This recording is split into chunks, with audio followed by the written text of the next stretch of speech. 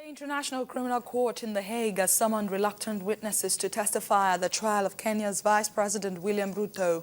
The ICC says the Kenyan government has an obligation to serve the court's warrants on the 8 witnesses. Mr. Ruto denies charges of organizing ethnic violence after the 2007 election, in which some 1,200 people died.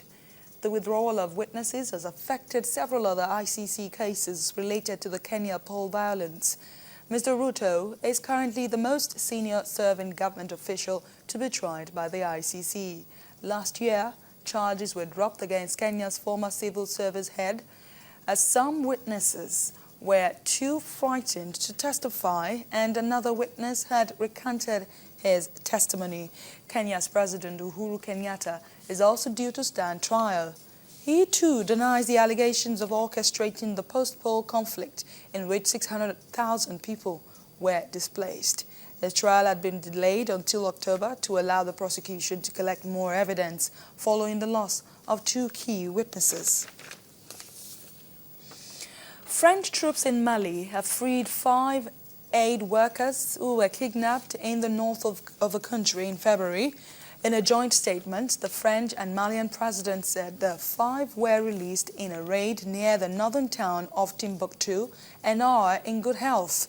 4 of those captured worked for the Red Cross at the time, and it was reported that they were kidnapped by the Mujahideen Islamist militant group. Mujahideen was among the militant groups ousted from northern towns last year, and France led the military intervention, but attacks by al-Qaeda-linked insurgents have continued in Mali's vast northern region. Mali descended into chaos 2 years ago when a Tuareg rebellion in northern Mali triggered a military coup. This allowed Islamist militants to take over territory which they held for nearly a year until French and West African forces intervened. We're still in Africa. Violence has once again erupted in South Sudan, where the United Nations says dozens of civilians sheltering in a UN base in the town of Bor have been killed in an attack by armed youths. Toby Lancer, the UN's top aid official in South Sudan, said that the youths broke through the gates and opened fire. UN peacekeepers returned fire and eventually repelled the attackers.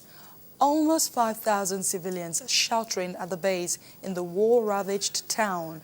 Thousands of people have been killed in South Sudan since fighting began in December between supporters of President Salva Kiir and his former deputy Riek Machar. South Sudan ceded from Sudan in 2011 after a long and bloody fight to become the world's newest state. Attack on a location where civilians are being protected by the United Nations is a serious escalation. The Secretary General reminds all parties that any attack on United Nations peacekeepers is unacceptable and constitutes a war crime. The Secretary General expresses his condolences to the bereaved families and pledges all possible support to those wounded in the attack. The Secretary General calls on the government of South Sudan to immediately take steps to ensure the safety of all UN personnel, protection of civilian sites in South Sudan. He also calls on all parties to refrain from any actions or statements that could further escalate the situation.